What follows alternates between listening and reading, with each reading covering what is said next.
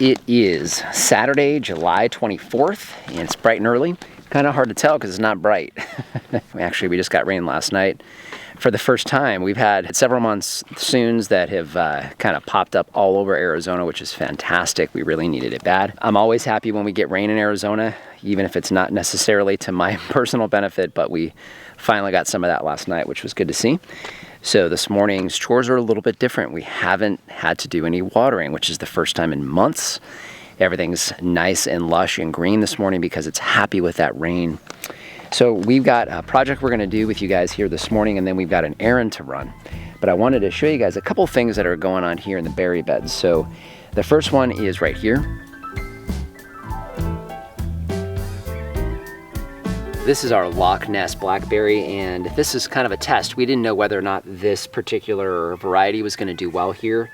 It was actually doing very good until we had, I don't know whether it was rabbits or ground squirrels. I'm thinking ground squirrels because of how these were kind of chewed off. We're starting to be able to determine the difference between rabbit damage and ground squirrel damage because it is slightly different. The rabbits generally eat everything, so there are a few exceptions. We've watched them, small bunnies in particular, pull off larger leaves, but for the most part they consume everything, and the ground squirrels don't. So I'm assuming they're bringing them back down into the burrows and doing that kind of thing.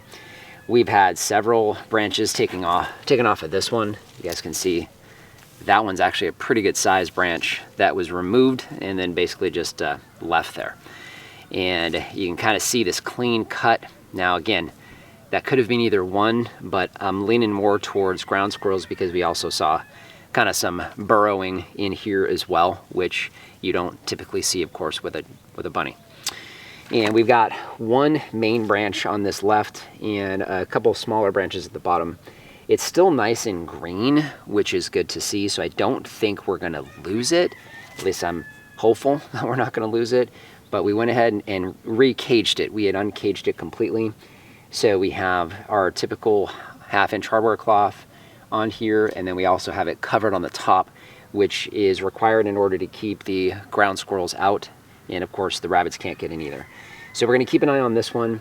There is some damage on the other blackberries, but they're so much bigger. The canes are probably 1 inch in diameter or more, especially at the base, and we're not seeing the damage on those that we saw on this Loch Ness.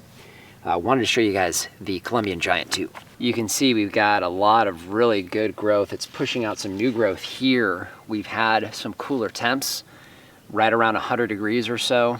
And yesterday, I don't even think we hit that. But just 10 degrees difference makes all the difference for these berries. You can see we had pretty much some kind of, I would say, sun damage on these leaves, little browning on the ends.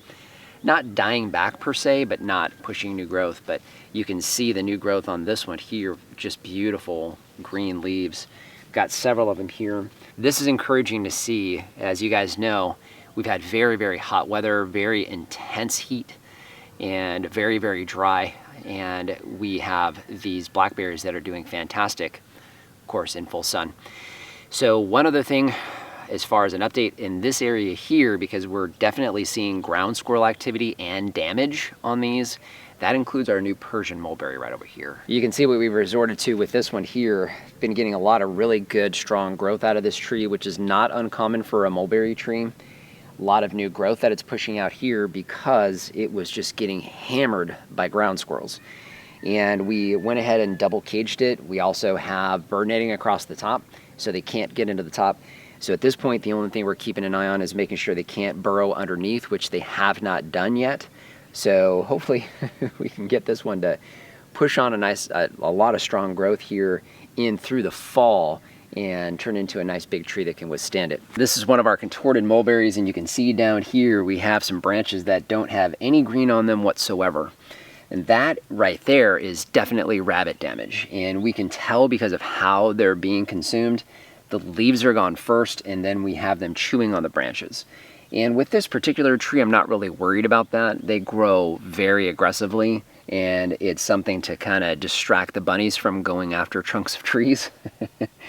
And these guys are so big, I'm just not concerned about them otherwise, but they are starting to consume this. One of the things that we've had here is very, very strong winds. So we got rain last night, and that's why we're nice and moist on the ground this morning. But we have not gotten rain prior to basically last night. We were getting basically one windstorm after another, and they were intense, very, very strong winds. And we did have the contorted mulberry right over here get some damage. You can see here we have some cracking in this branch. As Lori comes in closer, you'll see this one's basically cracked completely right here and starting to get a little bit of dieback, but you can see the tree itself and the branch is still alive. We had this one here break on us. We had this one break on us. There's another one back here that broke on us. And we're finding that with this contorted branching is they really are very weak when they get long. This one here is splitting as well. We're gonna need to come back and prune these real heavy. At the same time, this guy here is still alive, so I think what we will probably do is actually cut this off, stick it in some soil, and see whether or not we can get it to grow a new tree. So we're heading over here into the home fruit area. The apple trees you'll see here as we pass by are doing fantastic. And we actually ended up ordering some more of the trunk wraps that we've been using.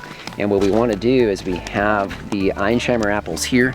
You'll see them, they're actually getting good, actually really good growth on the top here. These are not reed trees. These are from Dave Wilson. So the rootstock is the M111 rootstock, and it does okay here. There's not really any major issues, but it grows a fraction of the speed of reeds trees. However, when we had these, we kept them nice and tall. You'll see that right there. And at this point, we're confident that we have enough height on them to stay away from the jackrabbits. One other reason we want to get these cages removed is we're starting to get some trunk damage. So we've got some rubbing away of the trunk right here, and that's not good. We only have it on this one side, and the tree itself is strong enough to take the wind. It's not gonna snap. However, we don't want that happening because that's a problem. So, and we do need this tree to break higher.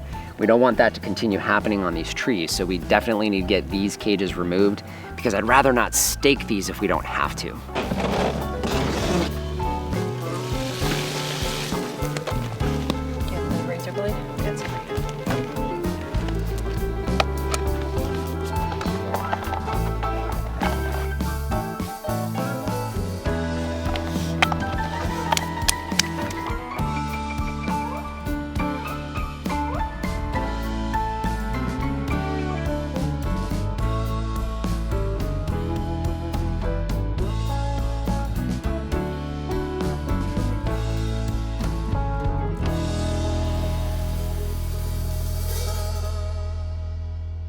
I'm really liking these. They fit around these small trees just fine. Not only do they protect those trunks from rabbits, but they also protect it from sun damage, and we don't have to paint them.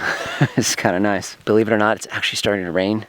I love the sound of rain in the desert and the smell. If you guys could smell this, if you're not from Arizona, you wouldn't know. If you are, you do. Just this amazing smell that we get, especially with all the creosote around us. So we're gonna go ahead and wrap this up real quick, and I think head over to the patio. We have something we want to share with you guys there. I got little babies here.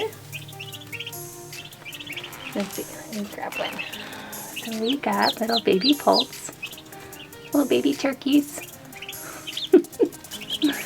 This one likes to almost fall asleep if you pet her neck, his neck, I'm not sure. Look at, she's falling asleep.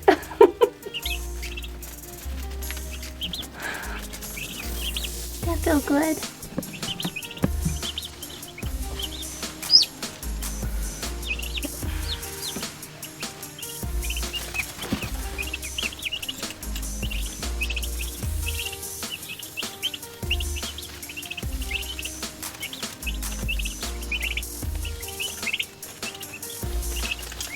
Hey there.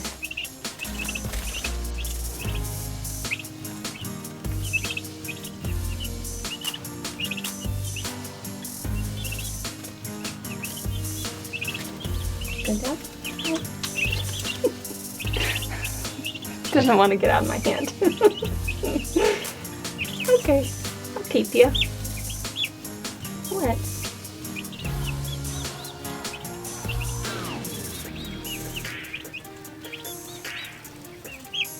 Get down now? No. There you go. watched a lot of YouTube videos and read a lot of articles before we decided to bring turkeys onto the farm.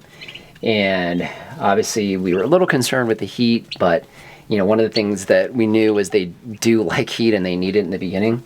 And when they got here, we were over 100 degrees and they were as happy as can be. So we ordered 12 and we wound up having 11. There was one that was DOA. Ideal Poultry is great, you guys. I don't know if you guys have used them before, but they're in Cameron, Texas. We've been getting their deliveries in a day, which is fantastic. So it gets to us very, very quickly, which is critical with these little guys. And with the one that we had that didn't make it, they immediately credited us. So we really, really like them as a hatchery. And these guys are doing fantastic. A couple things that we did a little bit differently here. Well, first of all, they act completely different from chickens, right? Yes. You guys can probably see they're actually very friendly. So chickens they immediately run away from you and get freaked out. These guys don't. You can see Lori was holding them, was fine in her hands, and they come right up to you. So that's really cool. We did use marbles in the beginning for their food and their water, but we found that the marbles helped in the beginning for them to find the food and water and kind of stay on it. Lori, very much the mama hen with these. She refers to them as her babies. So I'm going to let Lori give a little loving to the turkeys, but they're doing really good here after a few days on the farm.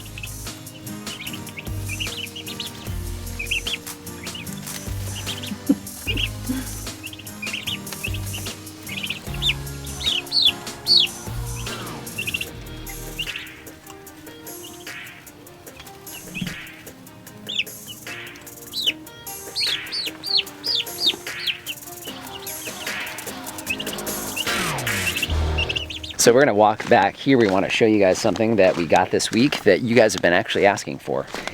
But if you kind of see as we're walking by, the grapevines are looking fantastic. This week, with that little bit of cool off, they really started taking off, and the extra water. So, oh, actually, you know what, before I forget, we've got a video we're posting tomorrow on the Healthy Farm Living channel, and we're actually making mulberry wine from the mulberries we harvested from the farm this year.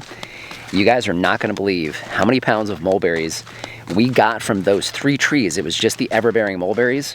We harvested every day from those for what? How long? How many days? At least 3 weeks, right? Couple weeks, yeah. I'm thinking it was at least 3, maybe 4 weeks we harvested from those bushes, but you guys need to check that out. So it should be posted by the time this one is up. But we're gonna head back here because we actually finally got a game camera. You guys have been asking us to do that, and with the javelina getting into the garden beds, we felt it was finally time. We had the camera in the garden beds. Yeah, for 3 or 4 days. Right, and what did we see? Nothing. Well, we did see something. We saw you wandering around in the garden beds. Yeah, but nothing came back to the garden beds. No, so what we're doing is, you can see here, we have the main road coming in through the farm onto the back acreage that comes right by here. So we leave this post because we have our in-ground spigots here. We don't want these getting run over, so we leave this here, and we have our water tank right here. So we figured best place to put this guy was on the water tank. It's a TF card. Goes in here to actually record the footage. I haven't seen what's on here, but it'll be very interesting to see whether we've had anybody up to this water tank. We put the camera on Thursday night, and we did get a little bit of footage. In fact, one clip in particular that I'll see if I can show you guys, if I can get it onto the video today. And then I guess we'll have to see what else is on this card from last night.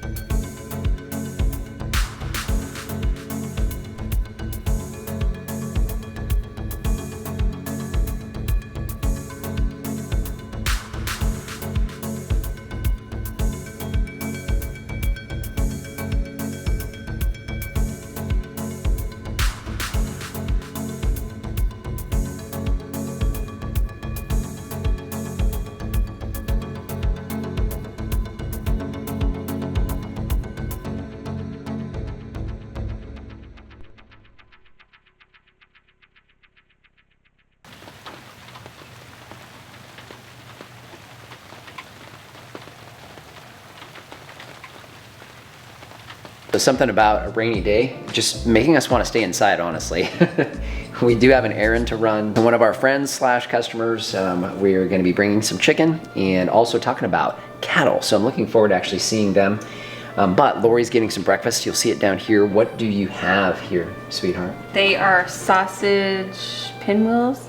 Just a recipe I found on Pinterest. So it's just like the crescent rolls and then a breakfast sausage cream cheese mixture that you put on that and then roll it, slice it. And so I'm gonna bake this. So we'll see. Never had it. So now we probably should clarify on we do try to generally eat healthy, and this is probably not on that list, right? No. But one of the things that we do try to eat healthy and try to eat as clean as we can. But on Saturdays, that's our cheating meal slash, sometimes it turns into a day. Yeah, usually it's just dinner, but sometimes breakfast too. Sometimes it's breakfast, and so we felt like having that this morning. Plus, we do have an issue with not having a whole lot of eggs right now. Yeah, so I tried to find something that I didn't have to use eggs for this morning. Yeah, so yeah, anyhow. Yeah.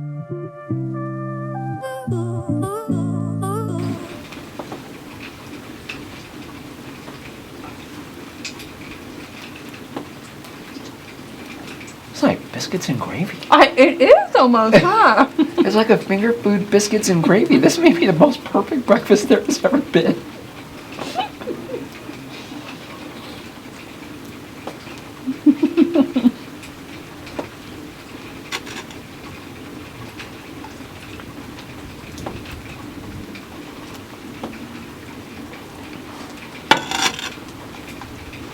We don't get these kind of days very often in the middle of July, but it is a beautiful, beautiful day.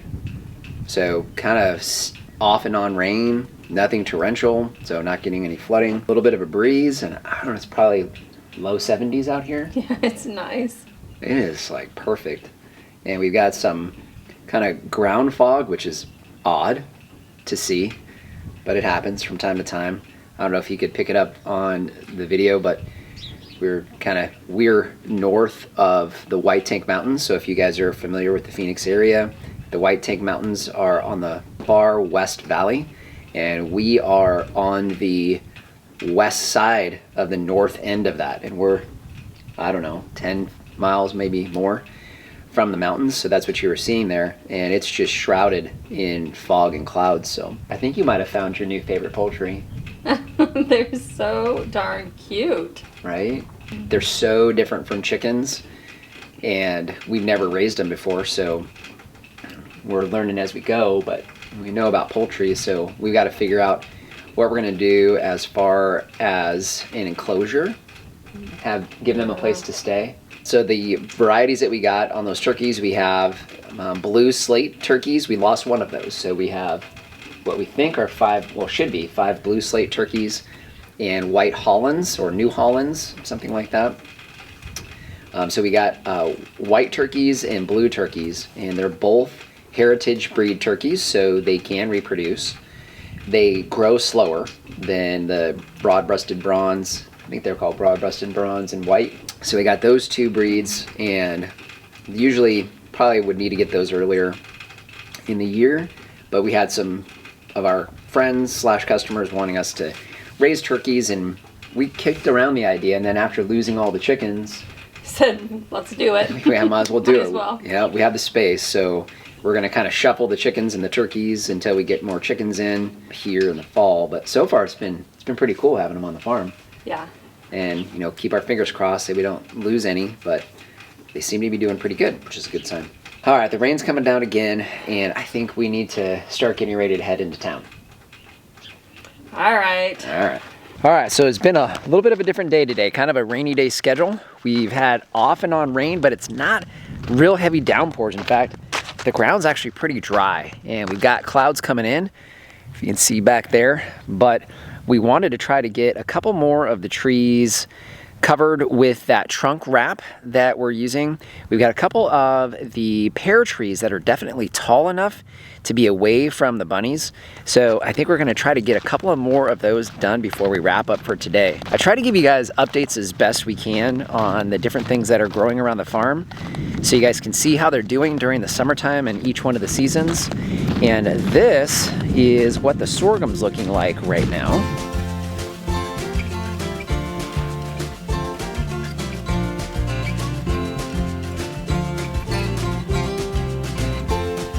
think Lori cut this back 2 weeks ago, and this is how much it's come up. So it's probably a good, 2.5 feet tall or so. And it's kind of coming back hit or miss. We've got a couple areas that are not quite as tall as this.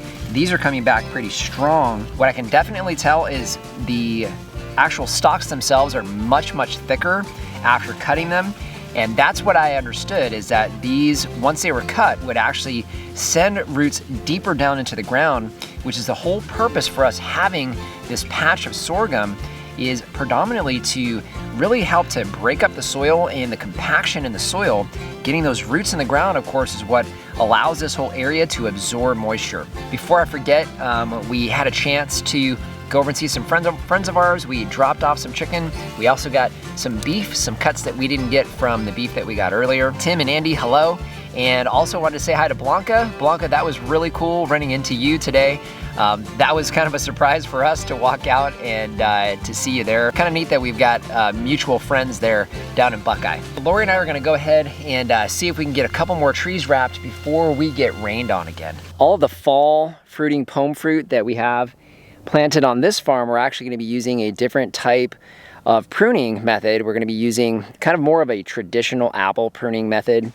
And it's a central leader, so these trees are gonna all be taller, so we don't want them breaking quite as low, and then of course we can't have them breaking low because of the rabbit pressure. So the pear trees that we could actually prune up slightly and get a good 2.5 to 3 feet on that first breaking branch, horizontal break, we went ahead and installed the trunk protectors on there, and they look pretty good. I think we've got them in our Amazon shop. As far as the price on those, I wanna say we got 10 of them for like 35 bucks or something like that. So they're about $3 to $4 a piece. And I think that's actually a pretty good investment as far as these trees are concerned, because they're gonna last at least a couple seasons, at least they should. And we won't have to come back and paint them either. So not only do they protect them from the rabbits, as I was saying, they're also protecting these trees from sunburn, which is great. So these look pretty good. So today we were able to spend some time with our friends Tim and Andy, and they actually run cattle here down in the valley. So just outside of town, west side of town. And talking to them about raising cattle, wanting to do the same thing here. Obviously they have the experience, a tremendous amount of experience. Particularly here in Arizona, we have our unique challenges, and gave me some great advice, and I think we're gonna take it. One of the things that I think is great is Lori's got her mama hen action going on again. She's really enjoying these turkeys, and I'll tell you what, I do too. They're a lot of fun. So if you haven't done so already, subscribe to the channel. So if this is your first time watching, this is actually one of our weekly vlogs where we give everybody an update of some things that are going on the farm, and we try to do that each week. So we'd love to have you as a subscriber and share the content. If you know anybody that likes this kind of thing, we talk about a lot of different things, farming related, particularly as it comes to raising food and livestock here in the desert. Really helps if you guys share the content. And you guys know our Amazon shop, I'll leave a link down below. That is a free, painless way to help support the channel. If you start with that link, it doesn't matter what you buy, you help to support us here. And as I said before, those trunk wraps we do have in that Amazon shop. So just want to thank you guys for joining us today, and remind you, if we can farm on the edge of nowhere, so can you. I think this little small brown one might be my favorite. Yeah? Yeah. We weren't supposed to have a brown one. I know, so I'm not sure which one it is. But look, she just like wants to fall asleep.